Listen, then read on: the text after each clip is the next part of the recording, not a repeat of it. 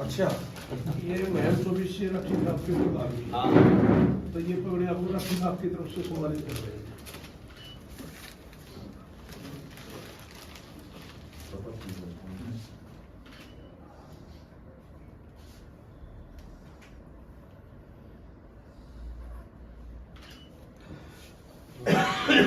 और जो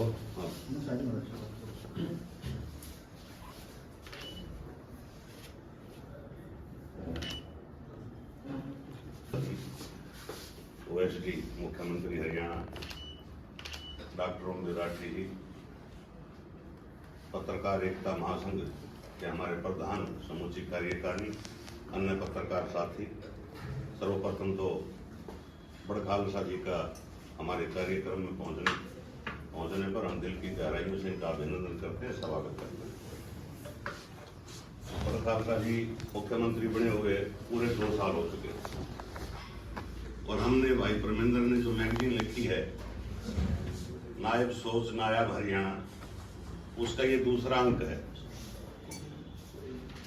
परविंदर और कुलदीप जो परविंदर के भाई हैं, ये इनका काफी सहयोग इसके अंदर रहा है।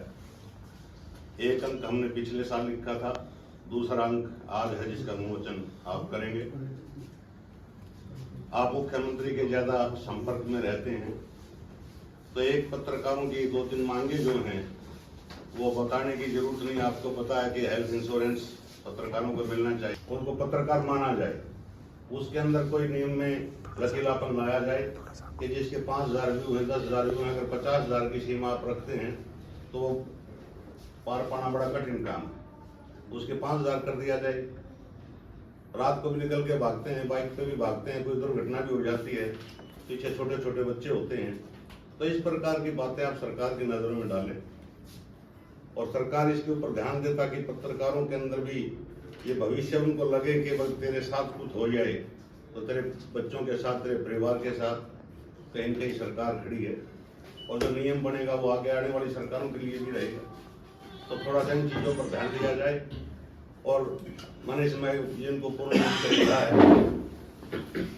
तो 1 साल के अंदर क्या क्या उपलब्धि हरियाणा सरकार ने पाई है, चाहे वो महिला सम्मान की बात है, चाहे बेरोजगारी के आंकड़ों की बात है, चाहे वो कृषि के अंदर कोई सुधार किया गया है, बड़ी पैनी नजर रख करके हर एक चीज को उसमें दर्शाया गया है।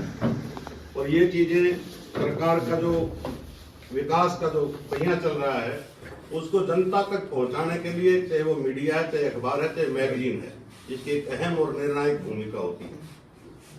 तो मैं आपसे एक बात और कहना चाहूंगा कि इस प्रकार के जो साथी प्रयास करता है कि मैगजीन आपको पता है कि भाई मैगजीन के ऊपर खर्चा भी आता है, बंटवा तो आप दोगे, सरकारी कार्यालयों में बंटवा दोगे, थोड़ा सा इस प्रकार का सहयोग और सरकार की तरफ से जो हमारे परविंदर जी इनका होना चाहिए। और मैं पुनः हम सभी पत्रकार साथियों की तरफ से आपका यहाँ पहुँचने पर धन्यवाद अर्पित करते हैं। गीतांशु चावला जी, इधर देख।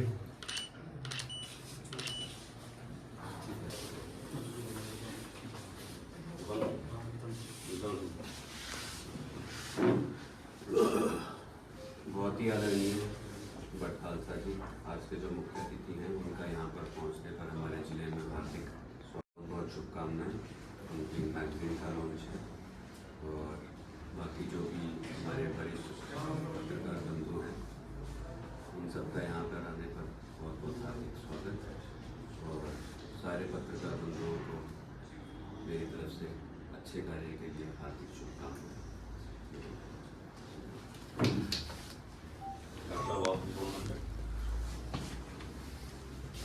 परम आदरणीय, बहुत ही ओजस्वी विचार रखने वाले ओएसडी टू सीएम भाई बड़ खालसा जी, मेरे छोटे भाई वीरेंद्र राठी जी, परविंदर सैनी जी और सभी पत्रकार साथी, मैं एक ओएसडी साहब को एक बताना चाहता हूँ।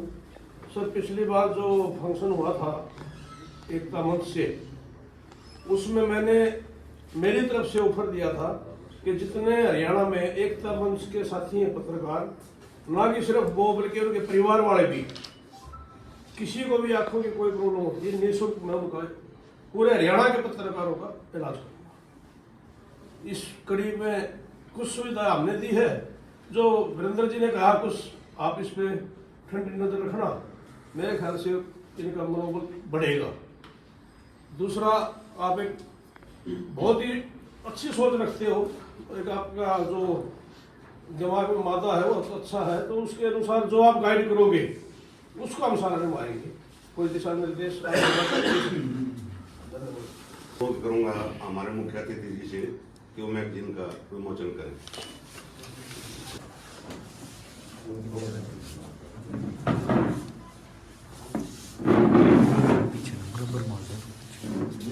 क्यों भी दौड़ रहा है इधर देखो।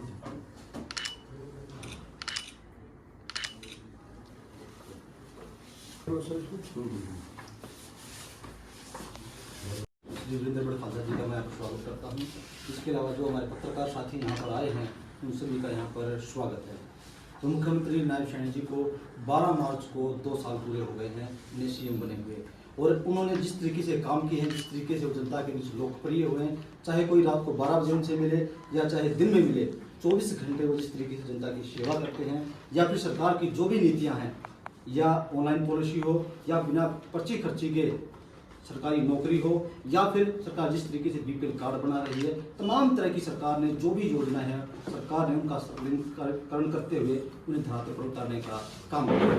और मैंने उन्हीं योजनाओं को इस मैगजीन में उतारने का काम किया है, और काफ़ी जो सहयोग मुझे है कुलदीप जी का मुझे मिला है। कुलदीप जी ने बड़ी मदद जो है मेरी इस मैगजीन को जो है लिखने में उन्होंने मदद की है। तो मैं तहे दिल से यहाँ पर एक बार फिर से पत्रकार साथियों का और वीरेंद्र जी का यहाँ पहुँचने पर धन्यवाद करता हूँ। वीरेंद्र सिंह खालसा जी, ओएसडी माननीय मुख्यमंत्री हरियाणा, आपको प्रणाम करता हूँ। और सारे पत्रकार बंधु, आपके बीच में ये मैगजीन के रूप में एक स्मारिका माननीय मुख्यमंत्री जी के 2 साल पूर्ण होने पर हमने बनाई है। साथियों, इस मैगजीन में सरकार का प्रचार नहीं है, लेकिन 2 साल के अंदर सरकार ने जो काम किए हैं, जो एक महत्वपूर्ण कालखंड रहा है, इसमें सरकार की जो उपलब्धियां हैं उनको पारदर्शी तरीके से बिना किसी पक्षपात के इसमें हमने शब्दों में संजोने का काम किया है। इसमें ऐसा कोई शब्द नहीं लिखा जो हमने कोई कल्पना करके लिखा हो। 2 साल के दौरान एक राजनीति में जो परिवर्तन हरियाणा प्रदेश ने देखे, और एक ऐसे मुख्यमंत्री को प्रदेश में मुख्यमंत्री की कुर्सी पर स्थापित होने का सौभाग्य मिला कि जिनसे जनता का मिलना, जो एक वीआईपी कल्चर था कि मुख्यमंत्री से मिलना है तो कुछ एलिट लोग हैं जो वही मिल पाएंगे, उस संस्कृति को खत्म करके एक ऐसी प्रथा प्रदेश में बनी कि कोई भी सामान्य व्यक्ति जब चाहे मुख्यमंत्री जी से संवाद कर सकता है। इस दौरान सरकार की अनेकों उपलब्धियां रही, उसको हमने इसमें हाईलाइट भी किया है कि माननीय मुख्यमंत्री जी के इस 1 साल में पिछले जो अंक था उसमें हमने पिछले साल का ब्यौरा दिया था, और ये जो अंक है इसमें हमने इस साल का ब्यौरा दिया है। तो मैं एक चीज कहना चाहूंगा, एक बात मुझे ध्यान आ रही है कि कहते हैं कि जो सेवा भाव होता है और जो प्रतिभा होती है उसको चिल्लाकर बताने की आवश्यकता नहीं होती। एक समय की बात है, 2 नवयुवक थे, बड़े ही साहसी और सेवा भाव का जुनून उनके अंदर था। तो एक महाराज के दरबार में चले गए, कहने लगे कि हम सेना में भर्ती होना चाहते हैं, सेना में भर्ती किया जाए। महाराज बोले कि कैसे मालूम कि आपके अंदर जन सेवा का जुनून है, आपकी प्रतिभा का प्रमाण क्या है, प्रमाण दीजिए कि आप प्रतिभावान हैं। तभी दोनों नवयुवकों ने सेनापति से तलवार छीनी और दोनों ने वहां लड़ना शुरू कर दिया। उनका जो कौशल था लड़ने का वो देखकर महाराज दंग रह गए, और कुछ ही क्षणों में वो दोनों इतने जबरदस्त उन्होंने लड़ाई की कि एक दूसरे की गर्दन के पास उनकी तलवार हो गई। बोले ये क्या कर रहे हो, ये तो मृत्यु को प्राप्त हो जाओगे। कहने लगे महाराज आपने जन सेवा का जुनून मांगा और प्रतिभा का प्रदर्शन मांगा, प्रतिभा का प्रमाण मांगा कि जन सेवा और प्रतिभा उसका जो प्रदर्शन किया जाता है प्रमाण नहीं होता। तो माननीय मुख्यमंत्री जी ने जो प्रदर्शन किया है और उनकी समूची टीम, उस टीम का हिस्सा आदरणीय वीरेंद्र सिंह जी भी है, समूची टीम ने जिस तरह से जन सेवा का जुनून जो इनके अंदर है और जो प्रदर्शन किया है वो शब्दों के रूप में इस पत्रिका के अंदर है। धन्यवाद। अति महत्वपूर्ण कार्यक्रम में और बहुत ही संयमित से कार्यक्रम, बहुत ही अल्प समय में तैयार किया गया विषय, और इसमें विशेष रूप से जो बात आई कि एक मैगजीन का इसमें विमोचन है। तो इस कार्यक्रम का जो सूत्रधार रहे हैं परविंदर जी और भाई कुलदीप जी को मैं परविंदर जी को काफ़ी पुराने समय से जानता हूँ। कुलदीप जी लेखक हैं और एक 24 घंटे एक अच्छे विषयों पर दिमाग चलता है। तो अभी जो आपने वक्तव्य भी दिया तो उसको भी वो प्रभावित करने वाला था, और एक अच्छे स्तर का ऐसे माननीय वीरेंद्र राठी जी बड़े अच्छे वक्ता भी हैं और जहाँ भी जाते हैं प्रभाव छोड़ते हैं। श्रीमान दिनेश शर्मा जी, अंकित जी और संजय भाटिया जी, दलाल साहब, उपस्थित सभी पत्रकार साथी, आज मुझे ना कविताएं लिखने का भी एक आध बार मैं कविता भी लिख लेता हूँ। तो मैंने कविता लिखी और मुझे लग रहा है कि आज उस कविता को सही मंच है सुनाने का। और वो कविता लिखी गई थी उस समय के जब देश के अंदर एक ऐसी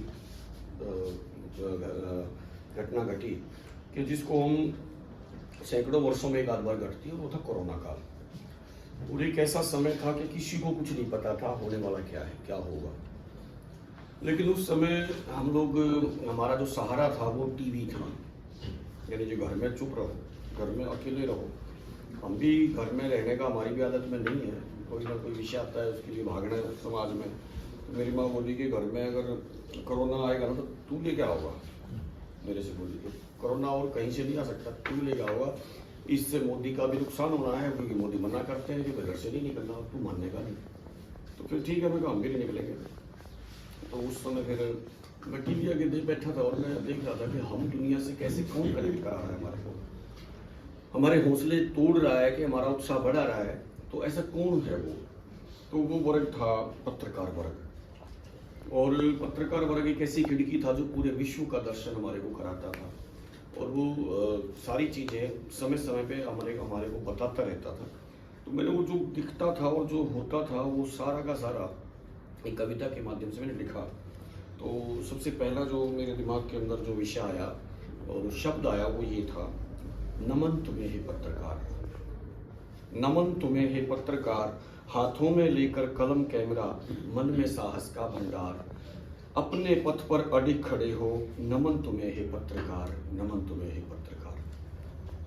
संघर्षों के पथ पर चल, संकटों से भिड़े पल पल, तू संभल बन सत्य का, करे असत्य पर प्रहार, नमन तुम्हें हे पत्रकार, नमन तुम्हें हे पत्रकार। चलती रही हर पल हर घड़ी, न रुकी अथक कलम तेरी, लिखती रही न चिंता करी, मिलेगी जीत या होगी हार, नमन तुम्हें हे पत्रकार, नमन तुम्हें हे पत्रकार। एक ऐसी बीमारी थी कि आप घर से आप जाओ और जाके वो बीमारी घर में ले आओ, छोटे बच्चों में लग जाए तो सब कुछ समाप्त हो सकता था, लेकिन आप चलते रहे। और फिर उसके बाद मेरे दिमाग में आया कि अगर कोई पुलिस या कोई डॉक्टर जो बाहर थे, फील्ड में थे, उनको अगर कुछ होता है तो उनके पीछे सरकार खड़ी है, लेकिन पत्रकारों के पीछे कौन खड़ा है? तो उसमें एक लाइन लिखी कि खड़े हो जिस रण में तुम, कि खड़े हो जिस रण में तुम, वहां अर्जुन हो और कृष्ण भी तुम, कि खड़े हो जिस रण में तुम, वहां अर्जुन हो और कृष्ण भी तुम, कर स्वयं का मार्गदर्शन, करता चल कुरुक्षेत्र पार, नमन तुम्हें हे पत्रकार, नमन तुम्हें हे पत्रकार। और इसमें अंतिम पंक्ति लिखी कि तू क्रांति वीर और विद्वानों का स्वर, क्रांति वीर और विद्वानों का स्वर, शोषित पीड़ित का विश्वास तुम्हीं पर, उत्साह और निराशा दोनों तेरे कर, तुझमें संतुलन का बल अपार, नमन तुम्हें हे पत्रकार, नमन तुम्हें हे पत्रकार। तो ये कविता मैंने उस समय लिखी थी और उसके पीछे का जो भाव था कि पत्रकार वास्तव में एक मिशन है, एक जुनून है, और जुनून की कोई कीमत नहीं होती, लेकिन एक सभ्य समाज जो होता है वो इस भावना को लेकर के चलता है कि हम सब एक दूसरे का सम्मान करते हुए, एक दूसरे का सहयोग करते हुए आगे बढ़े। एक अक्षम को अगर एक सक्षम संभाल ले तो समाज के अंदर और एक न्याय की प्रक्रिया शुरू होगी। और पत्रकार का दूसरा विषय है कि उत्साह और निराशा दोनों तेरे कर, तुझ में संतुलन का बल अपार। आपको गलत भी दिखेगा और सही भी दिखेगा, आप उस गलत और सही को अपने विषयों के अनुसार छोड़ दें। पत्रकारिता के अंदर सबसे पहले तो केवल खबरें छपती थी, आज खबरों के साथ साथ एक नैरेटिव भी बनाया जाता है। तो अगर पत्रिका जैसे बढ़ी तो स्वाभाविक है कि 2 वर्ष किसी एक चीज के जब होते हैं तो उसका अपना एक दृष्टिकोण होना ही चाहिए। और दृष्टिकोण में जब हम कोई भी दृष्टिकोण बनाते हैं तो हम अतीत में हुई घटनाओं का और वर्तमान में हुई बदलाव के ऊपर भी हमारा एक टिप्पणी करने का उद्देश्य बनता है। तो जब हम एक बात देखते हैं कि अभी मैं उनसे बात कर रहा था प्रविंदर जी से, वहाँ मैंने पूछा कि इस सरकार का सबसे अच्छा आपको क्या ऐसा चीज लगी कि जो आपको बहुत अच्छी प्रभावित करती है। तो सर इन्होंने बताया कि सबसे बड़ा जो विषय है वो है ऑनलाइन सिस्टम, डिजिटलाइजेशन पूरे तंत्र का, और इस दिशा में काम कर रहे हैं। तो ये जो ऑनलाइन और डिजिटलाइजेशन जो विषय है, अगर आप इसकी व्यापकता में जाएंगे, इसको अगर एक इस प्रोजेक्ट में सोचेंगे कि वास्तव में न्याय देने की सबसे पहली सीढ़ी है ये। जिस दिन पिछली सरकारों के अंदर और इस सरकार में अगर हम तुलना करते हैं तो आमतौर पे एक बात आती है कि आपका सामान्य समाज का जो नैरेटिव था, सामान्य समाज के अंदर जो विचारों में जो चलता था वो ये चलता था कि अगर कोई झगड़ा हो जाए, अगर कोई बात ऐसी हो जाए तो ये सोचते थे थाने में सिफारिश किसकी है। अगर ये बात झूठ हो तो आप बताएं। थाने में अगर किसी की सिफारिश है तो वो गलत को भी सही करा लेगा, और थाने में सिफारिश नहीं है तो आपके साथ चाहे मर्डर हो जाए आप उसके एफआईआर दर्ज करा के दिखा दो। ये था कि नहीं था? तो हम जब तुलना करते हैं किसी चीज की तो हम तुलना भी तो उसी की करेंगे। मान लो कोई जलाशय है, जोड़ है, तो जोड़ से जोड़ की तो होगी, जोड़ से समुद्र की थोड़ी करोगे आप, समुद्र से समुद्र की होगी। तो तुलना के लिए व्यवस्थाओं के जिस प्रकार से लोकतंत्र ने एक समय दिया होता है कि इस समय से इस समय तक और चुनाव होगा और चुनाव में आपका एक दल जीता और जीतने के बाद उनको दायित्व मिला, उन्होंने किस तरह से काम किया। एक इस प्रकार की जो परंपराएं चली थी वो क्या परंपराएं थी? वो परंपराएं थी कि पहले जो ठेके मिलते थे बीजेपी कांग्रेस वालों को, वो चौटाला वालों को मिलने शुरू हो जाएंगे। पहले किसी एक सरकार के जो ठेकेदार थे अब उनके कैंसिल हो जाएंगे और अगलों को मिलने शुरू हो जाएंगे। यही तो परंपराएं थी। क्या ये परंपरा किसी स्वस्थ व्यवस्था के लिए अच्छी हो सकती है क्या? हमें क्यों मतलब इस तरीके सरकारों को जो चुनाव होता है तो चुनाव के दौर में ही हमारे को उस समय एक्टिव होना चाहिए और हमें जो लगता है वो देना चाहिए। लेकिन मामला क्या बनाया, तो ये जो विषय जो आया है अभी जो बात आई कि मुख्यमंत्री कई बार बोल देते हैं तो लेवल, ये मुख्यमंत्री का लेवल नहीं है। कौन हो गए तो मुख्यमंत्री का लेवल सेट करने वाले? जहां मुख्यमंत्री खड़े हो गए वही लेवल है मुख्यमंत्री का। वो अभी कुछ लोग बोलते हैं सीएम साहब को ना बहुत ज्यादा मिलना नहीं चाहिए। मेरे को बताया, मैं जैसे ओएसडी बना तो अब मेरी आदत में था कि मैं कभी भी मैंने कोई छुट्टी नहीं करी। आज शनिवार है, आज इतवार है और आज मैं यहाँ हूँ, फिर मैं शादी में जाऊँगा, उसके बाद एक शहीद हुआ है उनके घर में मुख्यमंत्री से संदेश लेके जाऊँगा, फिर एक मीटिंग है वहाँ करके वापस चंडीगढ़ निकल जाऊँगा। कल से फिर दिन शुरू हो जाएंगे रूटीन में, फिर सप्ताह पूरा शुक्रवार को फिर मैं आ जाऊँगा वहाँ से, फिर मुझे पानी पतरेगा। तो ऐसे करके सारा मैं कभी रहता ही नहीं। अब कोई ये कहे, मेरे से कहा किसी ने, बोला भाई साहब अपना ज्यादा फील्ड में मत निकला करो। मैं क्यों? ज्यादा चिट्ठियां मिलेंगी, ज्यादा एप्लीकेशन मिलेंगी, फिर उनके ऊपर कार्रवाई नहीं होगी। मैं कहा फिर आपकी बदनामी होगी। अब मैं गया तो मैंने देखा मेरे पास इतनी सारी लेटर आए। आदत में भी होता है हमारा कि यार चलो सीएम साहब कोई ओएसडी आ रहा है तो बोला कुछ तो दो, कोई चिट्ठी तो दो इसको।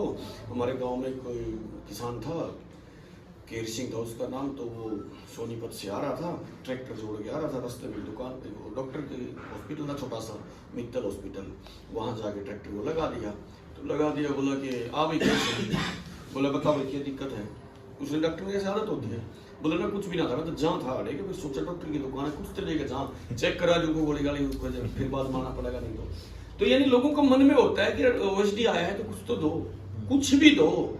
तो ऐसा करके तो जैसे वो चीजें आई तो वो फिर इन्होंने बताया जो ऑनलाइन वाला मामला है, हमने जाके उसको पोर्टल में डाल दिया। तो मैं जब 6 महीने के बाद उस गांव में गया तो मुझे आभार व्यक्त करने लगे, वैसे बहुत बहुत धन्यवाद, वो काम शुरू हो गया हमारे। यानी व्यवस्था के अंदर इस प्रकार का हो, अगर वो गलत है तो उसको गलत बता दो, वो सही है तो उसको होने दो। तो इस तरह से फिर भी क्या है कि ये चीज, ये बदलाव कोई ऐसी ईंटों में या बिल्डिंगों का बदलाव नहीं है, ये तो विचारों का बदलाव है। और विचारों के बदलाव में तो समय चाहिए, क्योंकि मानसिकताएं जो बदलती हैं वो उसके लिए समय। जो कुएं के मेंढक वाली स्टोरी सुनी होगी आपने, तो कुएं के मेंढक की स्टोरी क्या थी कि वो कुआ के अंदर कोई बाढ़ वगैरह आई और कोई मेंढक आया और वो कुएं में कूद गया, पानी में बह के आ गया होगा, वो कुएं में आ गया। तो कुएं में आ गया तो कुएं के मेंढक मिले उनसे, तो बोले भाई तू कहाँ से आए? उन्होंने कहा जी मैं तो बाहर से आया हूँ, बहुत बड़ा समुद्र था, बहुत बड़ा तालाब था। तो बात करते करते वो तो कर ही रहा था, लेकिन दूसरा एक मेंढक वो घूम के आया, ऐसे राउंड करके आया, बोला इतना बड़ा था, बोला इतना बड़ा, और बड़ा था। वो फिर और दूर से लंबा चौड़ा उसने चक्कर काटा, बोला इतना बड़ा था, बोला नहीं नहीं इससे भी बड़ा था। तो फिर उसने पूरा घोड़े के हाथ लगाता लगाता वो घूम के आया, बोला इतना बड़ा था, बोला नहीं इससे ही बड़ा, बोला ये बोला तो झूठ, इससे बड़ा हो ही नहीं सकता। तो इसलिए क्या है कि यहाँ लोगों के अंदर ये मानसिकताएं हैं कि अभी भी कुछ बोला ना सारा चाह सब कुछ होगा जी, ऐसे कह देते हैं। लेकिन क्या है कि ये चीजें तो जीवन भर रहने वाली हैं। जब भी हम कोई व्यवस्था को लेके चलेंगे तो व्यवस्था को तोड़ने वाले भी लगे रहते हैं। जब भी कोई फसल होती है तो उसको कोई कीट पतंगा पैदा होगा, कोई पक्षी भी उसको खराब करेगा, कोई जानवर भी होगा, कोई चोर चक्का भी आएगा। तो ये सारी चीजें और ये जो व्यवस्था है उसकी संभाल के लिए खड़ी होती है। तो आज माननीय मुख्यमंत्री जी का जो व्यवहार है तो वो लोगों से मिलनसार और लोगों की भाषा बोलने वाले, लोगों के भाव। मैंने एक लाइन लिखी थी मुख्यमंत्री जी के लिए, तो आमतौर पे क्या होता है कि लाइन कई बार हम इसलिए लिखते हैं कि अनावश्यक वो करते हैं, लेकिन मेरे दिमाग में कभी ऐसा आता नहीं। अगर गलत है तो मेरी भी गलती है तो मैं उसको बता दूंगा। तो मुख्यमंत्री जी का जो भाव है तो उसमें लिखा कि हर माँ ने नायक बेटा दिख है, हर माँ ने नायक बेटा दिख है, भाना ने दिख है भाई, हर सज्जन का रखवाला नायक और दुर्जन की करड़ाई। यानी मुख्यमंत्री के मन में 24 घंटे हम उनके साथ व्यक्तिगत बैठते हैं। अभी आपने सुना होगा कि जो ये इस प्रकार की जो लवणीय भूमि है जहाँ पे नमक का ज्यादा होता है, तो इनका मुआवजा नहीं दे रहे थे हम लोग, उसके बारे में उसको लिस्ट में सीएम साहब बोले क्यों भाई, जमीन तो उनकी भी है, नुकसान तो वो भी नहीं रहेगा, उसको भी इसमें रखो। अब की बार उसको भी रखा है। एक दिन विचार कर रहे, बोला ये जो दूध दिया है, दूध लेने वाला है, तो ये जो दूध दिया है ये बेचारा, आप इसकी कल्पना करके देखो, ये गांव में दूध का काम मतलब सामान्यतः गरीब परिवार किसान करता है, और उसमें भी अधिक काम ये होता है कि मान लो कोई ऐसी विडो है और उसने अपने छोटे बच्चे हैं, एक भैंस रखे हुए, 2 भैंस रखे हुए, बच्चों के साथ खेत में आना जाना, भैंस को पाल रही है, दूध बेच रही है, यानी एक घर चला रहा है वो। ऐसे 3, 4, 5 घर चला लेता है वो। उस दूध को वो शहर में ले जाता है। जो लोग काम धंधे के नौकरी के चक्कर में शहर में रहते हैं उनको प्रातःकाल वो दूध दे देता है, शाम को दूध दे देता है। तो प्रतिदिन उनका जीवन की शुरुआत उसके दूध से हो रही है। और भगवान ना करे कभी वो रोड पर चला जाए और उसकी एक्सीडेंट में मौत हो जाए या कोई मिस अपनी किसी प्रकार की टूट फूट हो जाए, उसकी कौन संभाल करता है? तो सभी लोग शांत थे। अरे वो इस सिस्टम को चलाने में सहयोगी है कि नहीं है? हाँ जी है जी। दूध ना आए तो बच्चों की आंख ना खुले, चाय ना मिले तो आप सबकी बिना खुले, इसलिए कितना जरूरी है वो, इसलिए बोला उसको भी दयालु योजना में रखना चाहिए। वो क्या है क्या नहीं है विषय छोड़ो, वो दूध बेच रहा है ना, ये तय हो कि वो दूध बेच रहा है, वो दूध का व्यापारी। यानी ऐसे इस भाव को सोचने वाले। जॉब के मामले में आप जाओगे, सिस्टम को तोड़ना, अगर जहां सिस्टम टूटेगा तुरंत मना करेंगे ना ना ये नहीं होगा, ना ये नहीं होगा। और जहां सिस्टम में गड़बड़ है वहां आप लोग कई बार वीडियो सुनते होंगे, कई बार अधिकारी कहते हैं फोन नहीं करना चाहिए था, तुरंत अधिकारी से फोन करके। यानी एक सीएम को जिस प्रकार से अपना दृश्य दिखना चाहिए सीएम का, उस तरह से घर के मुखिया, घर का बड़ा बेटा इस भाव से वो करता है। तो आज आप लोगों ने जो ये 2 साल का, और मैं तो ये कहता हूँ कि आपकी इसका और भी इसका कॉम्प्रिहेंसिव एक होना चाहिए, और वो होना चाहिए कि हम वो वर्तमान में हम कहाँ खड़े हैं और भविष्य के टारगेट भी देने चाहिए कि आज ये स्थिति है और हम पिछली बार ये स्थिति थी, हम यहाँ आए थे, आज ये स्थिति है, हम कहाँ जाने वाले हैं। तो ये एक 2 सालों का तुलनात्मक अध्ययन भी हो कि हम पिछली में कहाँ थे, इस वर्ष में कहाँ हैं। क्योंकि लोग बाग ये सोचते हैं कि जब आप भी हो, चाहे हम जहाँ पर खड़े हैं ना, वहाँ से हमारे को आगे जाना है। तो आज हम कहाँ हैं, इन 2 वर्षों में हमने क्या किया और हमने क्या करना चाहिए, ऐसा सजेशन भी आपको अपनी मैगजीन में देंगे तो इसकी और भी ज़्यादा फ्रूटफुल इसके रिजल्ट इसके जो हैं आएंगे।